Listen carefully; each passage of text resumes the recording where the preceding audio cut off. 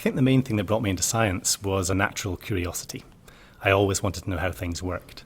My career has not been a mapped out process. It's been as much about taking opportunities when they arose rather than having any sense of destiny about what I was doing. I've always been a very visual thinker. That was most clearly brought home to me when I was a medical student. And I discovered that far more easily than learning a list of signs and symptoms for a disease, if I simply made my revision notes a cartoon, I remembered that visual image far more easily than I remembered a long list of signs and symptoms. Before the end of the degree, I realised that wasn't the career I wanted. Then I sort of went back to my two main loves, which were science and art. There was a brief period after I finished medical school where I did consider both an artistic career and a scientific career. And I did look at some art schools. But then I got a job as a scientist and I discovered I enjoyed that so much that I never really looked back. I just took that opportunity when it arose. And it's probably only more recently that I've really started to find more opportunities for those things to converge and find ways of using both the skills. For some time I did quite a lot of cartoons, specifically with scientific content and themes.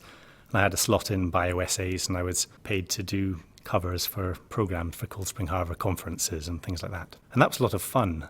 I think you can use a cartoon to engage an audience and raise an issue very simply, whether it's discussing the consequences of cloning or antimicrobial resistance or gene therapy. All of these things have important ethical dimensions, and sometimes it's easier to capture them in a simple cartoon than to give them a lecture on the matter. I've increasingly tried to use my interest in art and combine that with my interest in science to see if I can create cartoons for public engagement activities where they can actually be helpful in terms of teaching the science.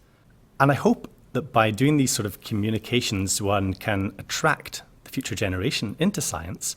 But it's not just about people who are going to do science. I also think it's more and more important that people who are not doing science have an appreciation of how to take a more scientific approach to information. In a world we live in with so much information overload, it's really important to know how to sift that information and evaluate that information. And so understanding some scientific process, I think, across the board is extremely important.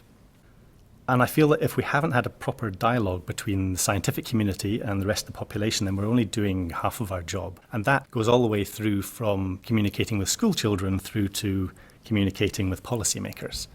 So it's been very important to me to take the opportunities that are out there to do some of these things. And it's not just about trying to make people understand the details of the science I do, as much as I like doing that, but it's a much broader issue, I think, about trying to explain why we do what we do and listen to what other people think we should be doing and why we should be doing it, and try to communicate the excitement and the fascination of science and what it is doing for us and can do for us.